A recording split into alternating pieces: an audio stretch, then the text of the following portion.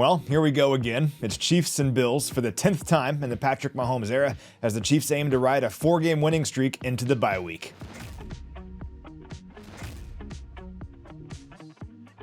The Chiefs offense did it again on Monday night. Now, it took a little while for them to get going, but they didn't skip a beat in the second half, ripping off 3 straight touchdown drives following halftime. Patrick Mahomes was awesome in the second half, completing 17 of 19 passes for 210 yards and 3 touchdowns, helping the Chiefs score at least 28 points for the 5th game in a row. That's the longest streak for any team at any point this season, and it's tied for the longest single-season streak in franchise history.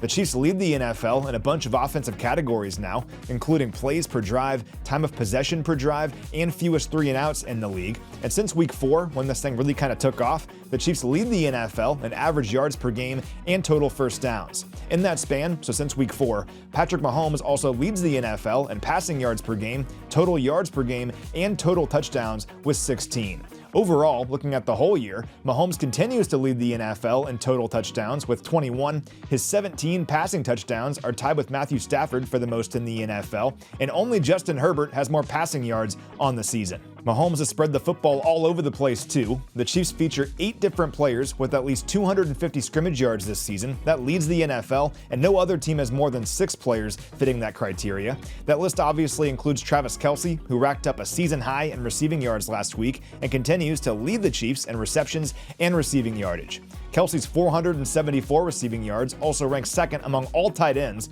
Only Tyler Warren on the Colts has more. Rashee Rice was busy once again as well last week, hauling in a team-leading 9 catches for 93 yards and a touchdown.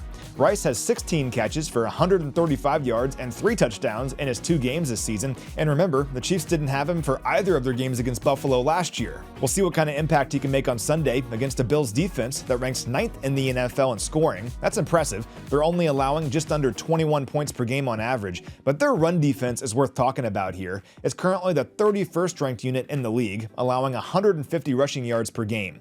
Only Cincinnati is allowing more rushing yards per game on average. Notably, they allowed 238 rushing yards to Baltimore in Week 1, 189 yards to New Orleans in Week 4, and 210 yards to Atlanta in Week 6. Now, to the Bills' credit, they've generally managed to overcome those struggles. They're 5-2 on the season, and among those games I mentioned, the Falcons game is the only one they ended up losing. But that run defense will be something to watch, and for what it's worth, the Bills have only faced one team this year that currently ranks in the top 10 in terms of scoring offense. It was the Patriots, and they lost that game. They're also not going to have defensive tackle Ed Oliver on Sunday. He hurt his bicep last week and is out for the foreseeable future, and that's a big deal. He's a force in the middle of their defense. These guys can still get after the quarterback, though. They're 8th in the NFL in sacks with 22, and it's a familiar cast of characters. Joey Bosa turned in his Charger blue for Bills blue, and we know what Greg Rousseau and AJ Epinesa can do.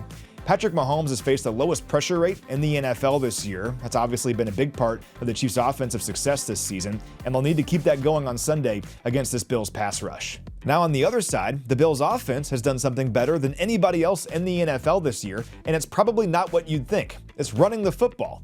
Buffalo leads the NFL in rushing yards this year with more than 1,100, and that's despite playing one fewer game than most everyone else this season due to already having their bye week. Buffalo is averaging 164 rushing yards per game this season, their most since 1976. The Bills also average nearly 32 rushing attempts per game. That leads the NFL, and the man behind the vast majority of this production has been James Cook, who's having just an incredible season. Only Jonathan Taylor has more rushing yards than Cook this year, and he's averaging nearly 6 yards per carry. Now, last week's performance against Carolina certainly helped those numbers. He rushed for 216 yards last week, recording 141 of those yards before contact. That's a recipe for disaster for any defense, and in Carolina's case, it was. The Bills hung 40 points on him. It was the 5th time this season that Buffalo topped 30 points in a game. Only the Colts have done so more times. And that's because if you give Josh Allen a great running game, it generally makes him even tougher to defend than he already was. And Allen is having another great season overall. His 17 total touchdowns rank 4th in the NFL. But one area where he's surprisingly struggled is with their deep passing game. He actually has the lowest passer rating in the NFL on deep passes this year. That's throws of at least 20 air yards. He's completing just 33% of those passes with a passer rating of 29.4, a league low. It's very surprising. Instead, the Bills have moved the ball on short throws. Khalil Shakir, for example, leads Buffalo with 356 receiving yards this season. Well, 298 of those yards have been after the catch. Only Jamar Chase has more among all wide receivers. I expect a similar formula on Sunday, and the Chiefs will need to be ready for it. Now for this final segment, let's collectively just knock on some wood. I'm not trying to jinx this, but one major difference between last year's version of the Bills and this season is their turnover margin. And this year's isn't bad by any means. Buffalo is +2 in the giveaway takeaway ratio, but it's nothing like last year, when they finished the season +24 in the turnover margin. They scored 128 points following takeaways last season. That was 24% of their point total as a team, and that kind of production just isn't happening this year. Now maybe that's actually a good thing for Buffalo in the long run. This style of play is definitely more sustainable, but that turnover luck provided a big boost last season, and it's just not happening this year. Also, if you look at their 2 losses, and it was back-to-back games against New England and Atlanta, they committed 5 combined turnovers in those games while forcing just 1.